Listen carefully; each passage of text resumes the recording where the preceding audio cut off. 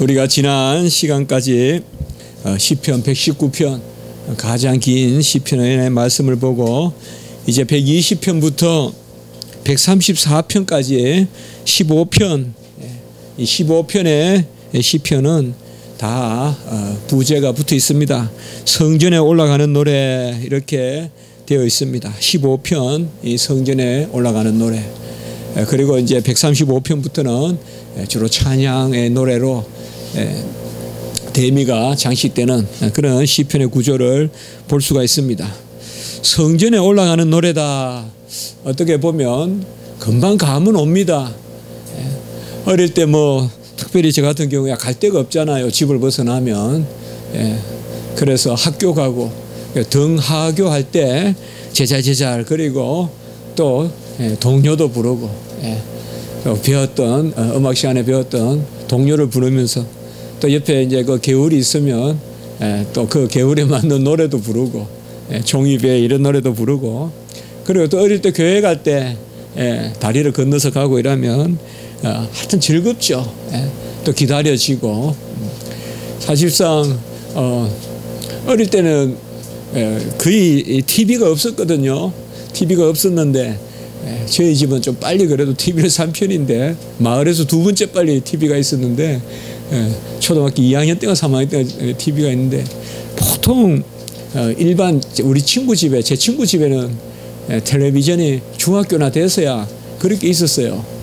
그러니까 주일날 할 일 없잖아요. 아이들이 일하러 안 가면 이제 교회 가자 그러면 그 당시에는 뭐 꼭 무슨 교회 왜 가느냐 뭐 이런 질문이 없어요. 그냥 거기 가면 마을 회관같이 교회는 큰 장소고 마당도 있고 또 놀이기구도 그네도 있고 뭐 그래서 교회 가고 또 교회 가면 그때 이제 제 기억으로는 식사를 잘 안 주셨어요. 그때는 먹을 게 궁했는지. 그래도 어쨌든 교회 가면 뭔가가 집보다는 나았거든요.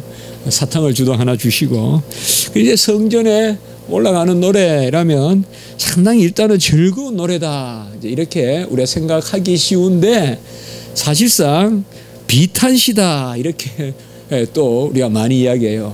혹은 영탄조, 비탄조.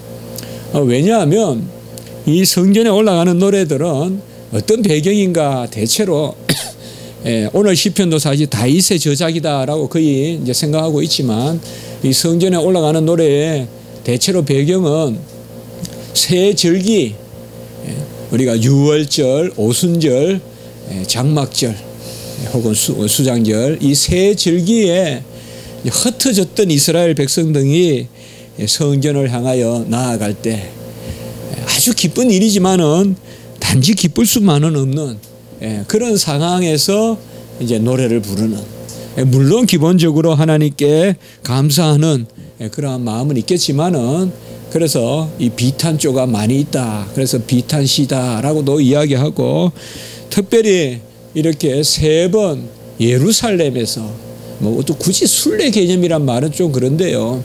순례라는 말은 참 좀 그런데 어쨌든 성전 순례시다라고도 이렇게 부제를 붙입니다. 그래서 오늘부터 15주 동안 보는 시편들은 그런 시편이 되겠습니다. 오늘 120편은 대체로 다윗의 시편이다. 우리가 다윗이 배가 고파서 이제 아히멜렉 거기에서 이제 우리가 그런 기사를 보지 않습니까? 그래서 진설병을 먹고 또 도액이라는 에돔 사람이 다 쳐 죽이는 85명을 쳐 죽이고 하는 그러한 우리가 사건이 있죠. 그것을 아마 상기하는 그런 노래가 아닌가 그렇게 봤을 때 상당히 비탄되는 슬픈되는 그런 노래다라고 이렇게 말하고 있습니다. 1절에 보면 환난 중에 여호와께 부르짖었더니 내게 응답하셨도다라고 이렇게 말하고 있습니다. 환난이란 말은 성경에서 우리가 자주 만나게 됩니다만은 이 환난이 뭔가에 대해서 우리가 구체적으로 좀 생각해 볼 필요가 있겠어요. 환난 중에 여호와께 부르짖었다. 우리가 환난이라고 하면 구체적으로 무엇을 잡아낼 듯 하지만은 또 몇 번 생각해 보면 이 환난이 과연 무엇인가? 또 여러 가지 생각을 하게 됩니다. 우리는 일단 환란이다 그러면 사건을 생각할 수가 있습니다. 어떤 사건이 있었다. 그래서 평화로운 가운데서 갑자기 마른 하늘에 벼락이 치듯이 어떤 교통사고가 났다든지 또 자녀가 어떤 실족을 한다든지 뭐 이런 여러 가지 일들을 우리가 환란이라 하겠죠. 또 중요한 어떤 재물이 도적질을 당한다든지 또 내 몸에 갑자기 큰 병이 든다든지 뭐 이런 것은 우리가 환란이라고 하겠습니다. 우리가 인생을 그릴 때는 그저 원만하게 그리죠. 어릴 때 우리가 그림을 그리라 그러면 다 서울 사람들은 또 이렇게 아파트를 그릴 거고 또 우리 어릴 때 다 집이 다 정해져 있잖아요. 시골집은. 근데 꼭 그렇게 그려요. 다 그렇게 생겼는데 요새는 그런 집이 잘 있을지 모르겠어요. 꼭 기와집 끝이 이렇게 초가집은 잘 안 그려요. 기와집을 그리는데 그 그릴 수가 없죠. 그 안에 무슨 환란이 있는가 그릴 수가 없죠. 다 아이들은 웃는 모습으로 또 그리고 그게 깨지는 게 그 그림이 깨지는 게 환란이죠. 그런 아름다운 평화로운 엄마 아빠가 그림에 있는데 엄마 아빠가 하나 그림에서 지워진다든지 사라진다든지 엄마 아빠가 갑자기 사고로 엄마 아빠를 더 이상 그릴 수 없는 상황이 생긴다든지 뭐 이런 것들이 우리가 1차적으로 환란이다. 이 환란을 이야기하면 우리는 금방 욥을 떠올리죠. 욥과 같은 그러한 환란을 당하고 싶은 사람이 어디 있겠어요. 욥의 기도를 하다가도 행여나 내가 욥같이 될까 봐 두려워서 기도하기 어렵잖아요. 그런 마음들 있잖아요. 하나님 한만 그래도 그건 안 됩니다. 우리가 어려운 일을 벗어나도 분명히 벗어나도 그 어려운 일은 다시 가기 싫을 때가 있거든요. 그 어려운 일은 다시 겪기 싫을 때가 있어요. 그 욥은 10자녀를 잃고 재산을 잃고 그리고 몸에 병이 들고 그렇다고 해서 또 부부의 금슬이 좋은 것도 아니고 또 형제 친구들이라고 와서 격려하기는커녕 어떤 신앙의 시험거리가 되고 뭐 이런 상황이 우리가 환란이다라고 이렇게 1차적으로 생각하기 쉬워요. 그러나 어떻게 보면 이 환란이 없지 않거든요. 이 세상에. 이런 환란이 외예적이라고 생각하지만은 외예적이지 않거든요. 우리가 드라마를 보면서 어떤 교통사고라든지 어떤 갑자기 암이 선고된다든지 이런 것들을 왜 드라마를 보면서 공감합니까? 나에게도 일어날 수 있는 일이기 때문에 공감하는 거예요. 우리가. 안 그러면 드라마 같은 것에 호소력이 없을 거예요. 그러나 누가 갑자기 병을 선고받아서 뭐 말기다 이러면 우리가 갑자기 우리도 덜컥 내려앉는 것은 나에게도 그런 일이 생길 수 있다는 공감대가 있기 때문에 그런 드라마가 되는 거거든요. 그래서 어떻게 보면 사건으로만 환란을 정의 내리려고 하면 우리는 이 환란이 떠나지는 않는 거예요. 우리의 삶 가운데. 그리고 이 환란이라는 것이 우리가 정의 내릴 수가 없는 거예요. 무슨 일 가운데서 어떻게 이런 일이 벌어질지 우리가 정의를 내릴 수가 없어요. 첫 번째는 우리가 환란을 사건으로 생각했을 때는 사실상 환란을 사건으로 이야기했을 때는 우리는 속수무책이다 이 말이에요. 여기서 우리가 한 가지 중요한 질문을 던져볼 수가 있어요. 과연 그것이 환란인가? 나이가 들어서 죽는 것이 환란인가? 또 우리가 살면서 어느 정도 병이 드는 것이 환란인가? 생각해 보면 다 환란이라고 생각하죠. 그러나 어떻게 보면 병 안 드는 사람이 어디 있어요? 이 세상에서. 죽지 않는 사람이 어디 있어요? 자녀를 잘 키워놨는데 안 떠나는 자녀가 어디 있어요? 또 속 안 썩이는 자녀가 어디 있어요? 그걸 다 환란으로 이야기한다 그러면 우리 인생은 어떻게 보면 잠시도 항상 기뻐하고 잠시도 범사에 감사할 시간을 가질 수가 없어요. 하나님은 분명히 범사에 감사하라, 항상 기뻐하라, 쉬지 말고 기도하라 하셨는데 이런 사건을 환란으로 생각한다 그러면 우리가 어찌 항상 감사하고 기뻐하고 범사에 감사하고 쉬지 않고 기도하고 항상 기뻐하겠어요. 그래서 사실상 환난이라는 것을 사건 그 자체로 본다기보다 우리는 환난을 두 번째는 상황으로 이해해야 된다. 어떤 형편이나 상황이나 특별히 영적 상황 가운데서 우리가 환난을 이해해야 된다. 저는 설교 노트에 결론적으로 환난을 종말론적으로 파악하자. 마지막 날 이것이 과연 나에게 덕이 되느냐 실이 되느냐, 마지막 날 이것이 과연 나에게 유익하냐 손해가 되느냐, 이 종말론적 사고 아니에요. 뭐 종말론은 크게 무슨 세상이 바뀌어서 종말이 아니라 마지막 하나님 앞에 설 것을 신전의식을 가지는 게 종말의식이거든요. 그러면 환난을 보는 우리가 기준은 뭐냐 말이죠. 마지막 하나님 앞에 나아가는 과정에서 그것을 가로막는 어떤 요소들, 이것이 나를 창수같이 에워싸서 내가 그곳에서 도무지 벗어나지 못하는 그러한 공고한 상태, 로마서 7장에 나오는 그것은 환난이다 이 말이에요. 그것이야말로 환난이라는 거예요. 어떤 일이나 사건이 아니라 목사님 그거 너무한 이야기 아니에요. 부모가 갑자기 자식을 잃게 됐다 칩시다. 이런 말을 하기도 싫지만 그게 어떻게 환난이 아니에요? 환난이죠. 그러나 환난이 아니에요. 분명히 하나님은 치유하세요. 그 사건 자체가 환난이 아니란 말이에요. 사건 하나하나를 가지고 우리가 일희일비할 것 같으면 이 인생을 살 수가 없어요. 그걸 자꾸 넘어서는 게 영적으로 성숙하는 거예요. 어떤 일이 어떻게 평화롭다가 불과 며칠 사이에 그냥 요백의 비보가 막 날라오잖아요.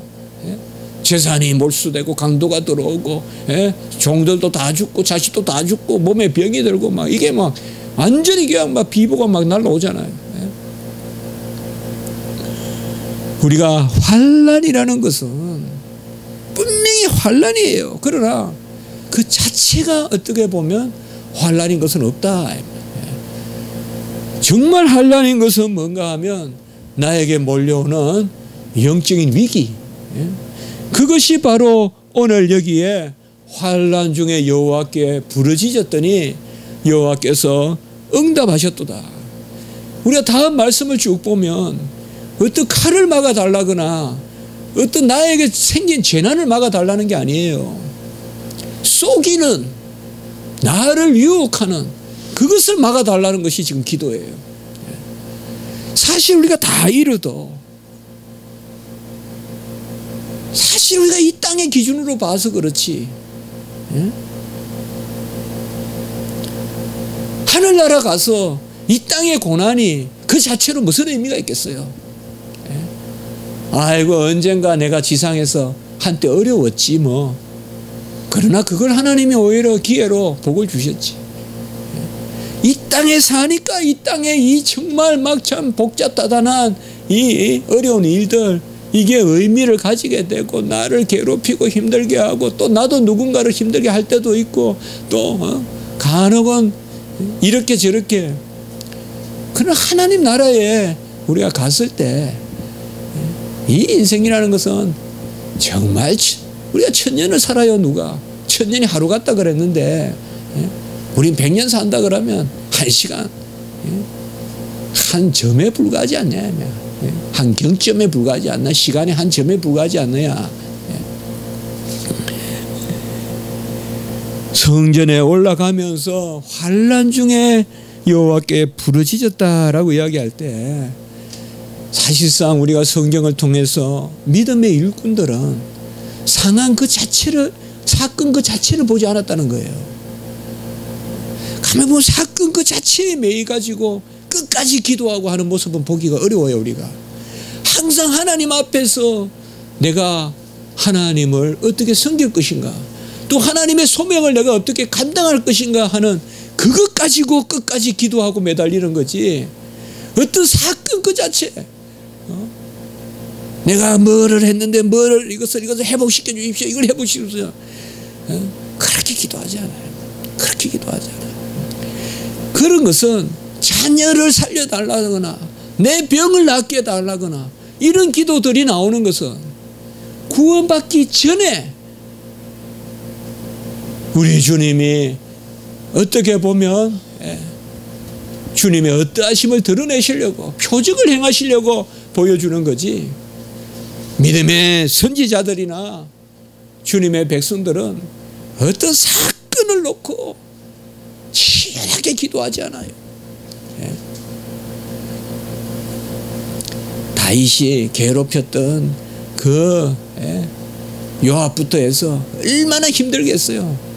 그 평생 요압을 끼고 살잖아요, 다윗이. 확 그냥 없애고 싶을 텐데. 그래도 성경에는 요압을 없애달라고 기도 안 해요. 요압을 없애달라고 기도 안 해요. 그런 것들 안 적혀 있어요. 어떤 사건이 아니라 그 사건이 주는 전체적인 상황, 영적인 상황, 그것이 바로 우리에게 환난이 될 수 있다. 도액이라는 사람이 고자질을 해서 한 85명의 그 제사장들을 다 죽인다 이 말이죠. 이런 것들이 뭘 의미하겠냐 이 말이에요. 다윗에게 도액을 처벌해 달라거나 뭐 그런 수준의 기도가 아니다 이 말이죠. 전체적으로 제사장을 업신여기고 제사장의 성전에 피를 뿌리는 지금 이 상황 아니냐 이 말이에요. 성전에 피가 쏟구치는 상황 아니냐. 성전에 올라가면서 꼭 그 사건이라고는 안 하지만은 주석하는 분들이 이 시편의 상황이 그 사건이라고 봤을 때 우리가 특별히 성전이라는 개념과 어울리잖아요. 진설병이 사람을 위해 있다는 것은 바로 안식일이 사람을 위해 있다는 것이죠. 주께서 쓰시겠다 하면 쓰시는 거예요. 주일도. 주께서 주의 일은 주일 안식일에도 하시는 거예요. 주께서 쓰시겠다 하면 안식일에도 쓰시는 거예요. 거룩한 떡도 주께서 쓰신다 하면 쓸 수 있는 거예요. 그걸 알려주면서 바로 성전의 본질을 이야기하는 것이죠.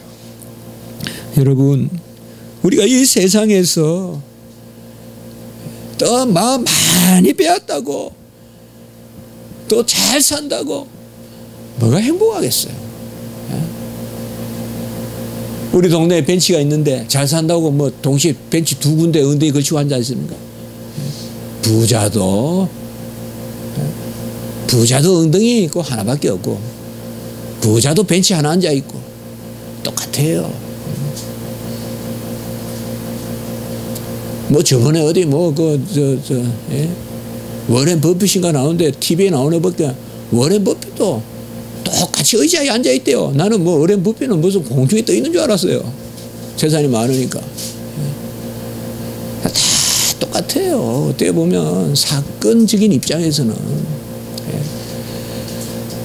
뭐 많이 배웠다고 그거 가지고 특별히 내가 잘 살 거니 생각하지 마세요.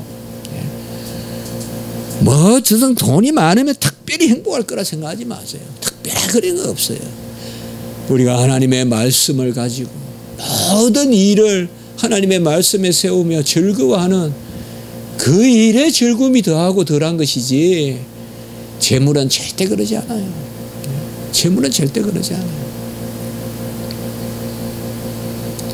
오늘도 오면서 우리가 금방 막 크락션을 울리고 몰라요. 제 눈에 그렇게 보여서 그런지 몰라도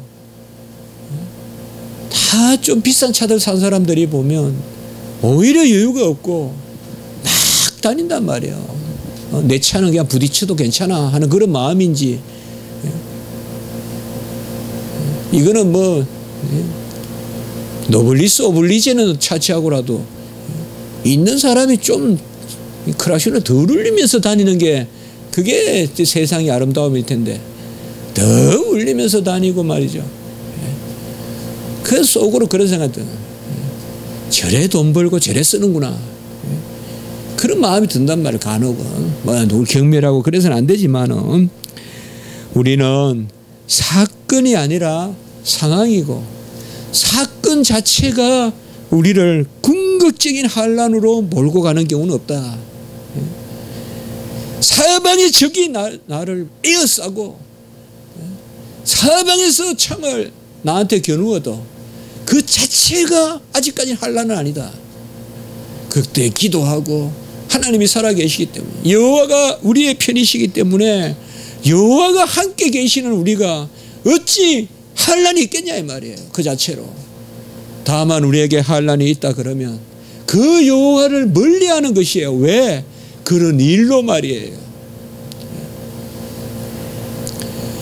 저는 박안서 소설가의 책들을 거의 많이 다 읽어봤습니다만은 최고 슬픈 소설이 박안서 거기 아들이 죽었어. 그래 아주 재미있는 표현을 썼어요. 박안서 아들은 엄마가 쓴 거, 엄마가 그 로마 캐톨릭을 다니는 분인데, 그래서 못 견뎌서 저 수녀들이 막 돌봐주고 해서 이제 그걸 하는데,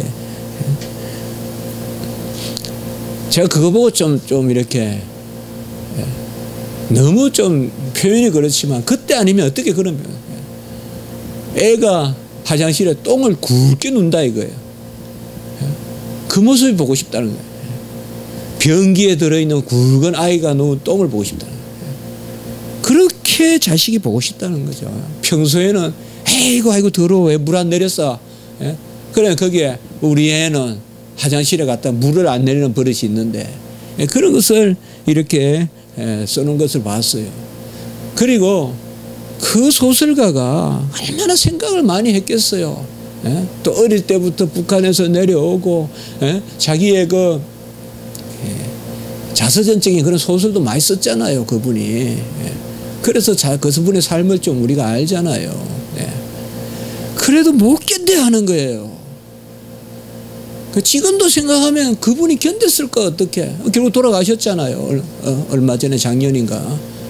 마음이 많이 아팠어요. 상처에 치료받고 돌아가셨는지. 제가 그 책을 읽을 때만 해도 우리에게 그런 일이 생겼을 때 우리가 어떻게 그걸 이기느냐 이 말이죠. 일 그 자체는 환난이 아니다 이 말이에요. 월터 스토퍼 교수님 우리나라에도 왔지만은 자식이 알프스에 가서 죽었잖아요. 그 르멘트 포로 선이라고 책을 하나 쓰잖아요. 시편을 주로 말씀을 많이 비추어서 그분이 저번에 와서 발표를 하셨어요. 세문안교회에. 저는 항상 그분은 젊어 보였어요. 머리가 꼬슬꼬슬하고 항상 젊어요. 꼭 어느 지휘자 닮았어요. 그 꼬슬꼬슬하게 기억을 해요. 제가 미국에 있을 때 그분 강연을 또 들었거든요. 칼빈 대학교에 강사로 왔을 때. 꼭 10년 후에 이제 세문안교회에서 작년인가 제가 만났죠. 제일 관심사는 그 잃은 자식에 대해서 해법을 가졌는가. 그런데 그날 역시 보니까 자식 이야기를 잠깐 하는데 여전히 힘들어 하시더라고요. 여전히 힘들어 하시더라고요. 어떻게 보면 우리에게 거기에 책에서는 분명히 하나님께 바친다. 그러면서도 또 나는 어떻게 이걸 이겨나가느냐. 이제 그런 이제 그 책 내용인데 사실상 참 두렵죠. 그런 일이 안 생기지 않잖아요. 우리가 오늘 하루를 살고 또 이번 주 한 달을 보면 평생 장마비 맞은 적이 없는 것 같지만 여러분들 장마비 맞은 기억 하나씩 다 가지고 있을 거예요. 평화로울 때는 나는 언제 장마비 맞은 적 없으라고 하지만 그래도 우리 인생이 짧지만은 한 번은 장대비를 맞을 때도 있어요. 그게 우리 인생이거든요. 그래도 평소에는 또 까먹어요. 나는 그저 날마다 평화로운 삶만 사는 것 같아. 아까 어린아이가 그림 그릴 때 평화롭게 그리듯이. 내가 환난 중에 여호와께 부르짖었다라는 말은 모든 일들을 우리는 한 단계 의미를 부여해서 사건 그 자체가 아니라 그 사건 사건이 주는 어떤 상황, 정황, 의미, 이것을 가지고 여호와께 부르짖는, 어떻게 보면 이런 말씀이 될런지 몰라도 그 부르짖는 것을 배운 사람에게는 하나님이 환난을 절 주시지 않겠는가. 환난이 있기 전에 환난을 미리 바라보면서 기도하는 사람들, 그것은 곧 뭐예요? 지금을 감사하는 사람이겠죠. 꼭 어려움을 주시지 않더라도 내가 가진 자식이 귀하다는 것을 감사한다면 그런 환난을 안 주시겠죠. 우리가 말할 수 있는 건 이거밖에 없지 않겠어요? 환난을 막는 유일한 방법은 환난이 없는 나의 삶을, 환난 있을 때를 생각하면서 즐거워하고 감사하는 것. 지금 주신 공기가 없이 갇혀서 흑흑거렸을 것을, 그런 순간이 있을 것을 생각하면서 감사하는 것. 지금 내 방에서 누워서 잠자는 것을 감사하는 것. 언제 바깥에서 내쳐서 잠자리가 없이 덜해서 야생마같이 뛰어다닐지도 몰라. 그래서 우리가 미묘하지만 기도하는 거 아니겠어요? 네. 하나님 아버지, 그렇게 먼저 우리가 기도하지 않겠습니까? 이 시편 기자의 환난 가운데 부르짖었더니, 우리가 부르짖음은 기도의 본질이다라고 이야기했어요. 시편에서 부르짖었더니 기도의 본질이다. 말씀대로 부르짖었더니 응답하셨다. 2절에 보시면 거짓된 입술과 속이는 혀에서 내 생명을 건져 주소서라고 이야기하고 있습니다. 아까 말씀같이 역시나 어떤 환난 그 자체가 아니다. 거짓과 속이는 이렇게 반복되어 형용사가 동의어가 나옵니다. 그리고 입술과 혀, 이것도 반복적으로 이렇게 나옵니다. 어떻게 보면 우리가 거짓과 속이는 입과 혀는 창세기에 뱀을 떠올릴 수 있겠죠. 금방 속이고 거짓을 아비고 유혹하고.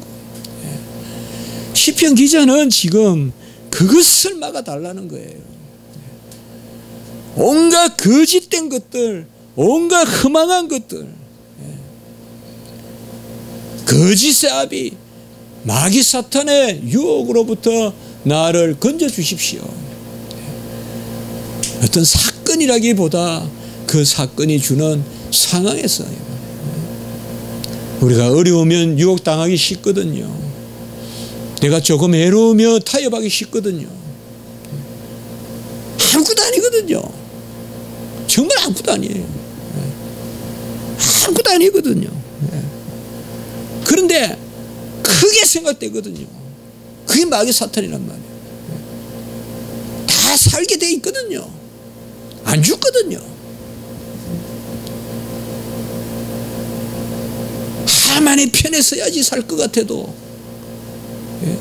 모르드게에 하나님이 계시기 때문에 곧 이스라엘이 그냥 없어질 것 같아도, 이제 지구상에서, 역사상에서 없어질 것 같아도 아니거든요. 하나님 아무것도 아니거든요. 사건 자체는. 그래서 자꾸 거짓된 입술이 있다.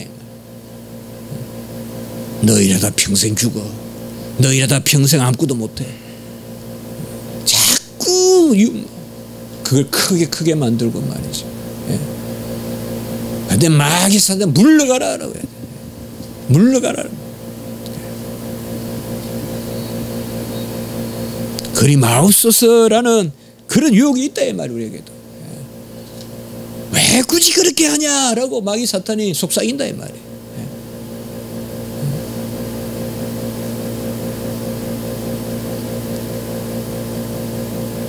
내가 이번에 저기 차 타고 오면서 평범이 스펙이다 이렇게 어느 교회에서 붙여놨어요. 평범하면 안 돼요. 우리는 영적으로는 비범해야 돼요. 평범이 스펙이다. 아니요. 어디 그래 성경에 그런 게 있어요. 평범하라는 것도 마귀 사탄의 유혹이에요. 그저 좋은 대로 좋은 게 좋다라는 것은 마귀 사탄 유혹이에요. 아무 일 없이 그냥 넘어가는 게 평화 아니, 샬롬 아니에요. 거짓을 피하세요. 거짓된 입술과 속이는 혀에서 내 생명을 건져달라고 했어요. 우리 성도님들 절대 정사나 건세나 흑암의 그 유혹에 그 건세에 짓눌려서 죄짓지 마세요.